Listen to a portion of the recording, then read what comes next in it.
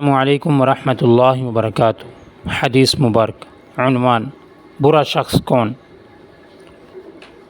حضرت اسماء بنت عمیس خثعمیہ رضی اللہ عنہما سے مروی ہے کہ میں نے رسول اللہ صلی اللہ علیہ وسلم کو یہ فرماتے ہوئے سنا: برا شخص وہ ہے جو خود کو دوسروں سے بہتر سمجھے، تکبر کرے اور اللہ کو بھول جائے۔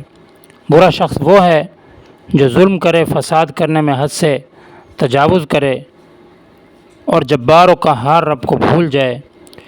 برا شخص وہ ہے جو دینداری کو بھول جائے اور دنیا میں مشغول ہو کر قبروں کی ہولناکیوں کو بھول جائے۔ برا شخص وہ ہے جو فتنہ پر ہو، نافرمانی میں حد سے گزر گیا ہو اور اپنے آغاز و انجام کو بھول بیٹھا ہو۔ برا شخص وہ ہے جو دنیا کو دین کے ذریعے کمائے۔ برا شخص وہ ہے جو دین میں شبہات پیدا کر کے مشکوک بنانے کی کوشش کرے۔ برا شخص وہ ہے جو لالچی ہو اور لالچ اسے زمانے کی ٹھوکریں کھانے پر مجبور کرے۔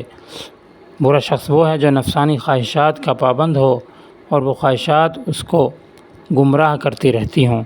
برا شخص وہ ہے جو دنیا کے حرص میں مبتلا ہو اور یہ چیز اسے ذلیل کرتی ہو۔ رواہ جامع الترمذی باب ما جاء فی صفۃ اوان الحوض، حدیث نمبر 2372۔